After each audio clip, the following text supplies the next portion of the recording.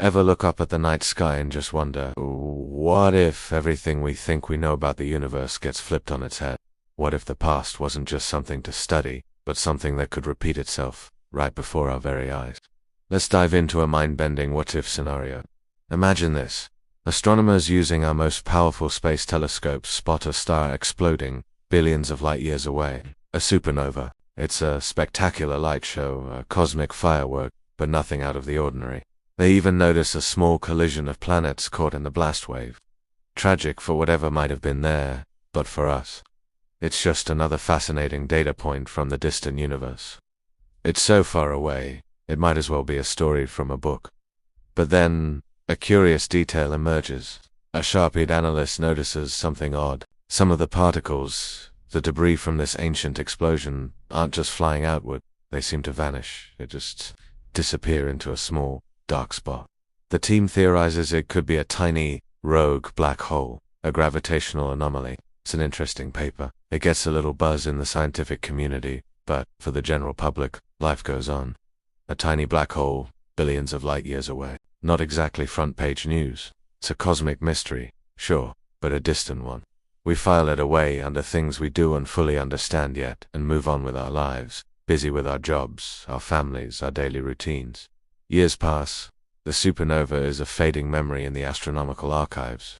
And then, without any warning, the impossible happens. Out of nowhere, appearing seemingly from thin air within our own solar system, are rocks. Not just any rocks. We're talking moon-sized behemoths, hurtling through space. The initial detection sends a wave of pure, absolute panic across the entire globe. Every news channel, every social media feed is consumed by it. Is this the end? Are we in the path of some cosmic shotgun blast? Emergency alerts scream across our phones. World leaders hold frantic, round-the-clock meetings. The world holds its breath, bracing for an impact that would mean total annihilation. Humanity has never been more unified, and never more terrified. But as observatories track their trajectories with frantic precision, a new picture emerges. A strange, almost unbelievable relief washes over everyone. They're not heading for us. The trajectories are stable, and Earth is not in the crosshairs. A collective sigh of relief echoes around the planet. We dodged the bullet, but the mystery deepens. Where did they come from? And more importantly, where are they going? The answer is just as shocking as their appearance. Their target is Venus. One after another, these massive celestial bodies, these remnants of a long-dead star system, slam into our planetary neighbor. The impacts are cataclysmic, visible even with amateur telescopes from Earth. Venus is engulfed in a storm of fire and rock. We watch, mesmerized and horrified, as our sister planet is pummeled. It's the most violent and spectacular event ever witnessed in human history. The energy release is unimaginable. Venus's thick, toxic atmosphere is blasted away into space. Its very surface is reformed, churned and melted by the relentless bombardment. Its orbit shifts, wobbling precariously before settling into a new, slightly different path around the sun. The scientific community is in an uproar. How could this happen? The leading theory is as wild as the event itself. That dark spot from years ago, it wasn't just a black hole. It was a wormhole, a shortcut through space-time, connecting a distant corner of the universe directly to our own solar system. This wasn't just a random event. It was a cosmic delivery system. The bombardment stops as suddenly as it began. Venus is left a glowing, molten sphere, a scarred testament to the violent encounter. The world slowly returns to a semblance of normal, forever changed by the knowledge that the universe can reach out and touch us in such a direct and terrifying way. We keep watching Venus, of course. We have to. It's a brand new scientific frontier, a planetary crime scene. We send probes, we point every telescope we have at it, trying to understand what just happened. And that's when the second reality check hits. Something is happening to Venus.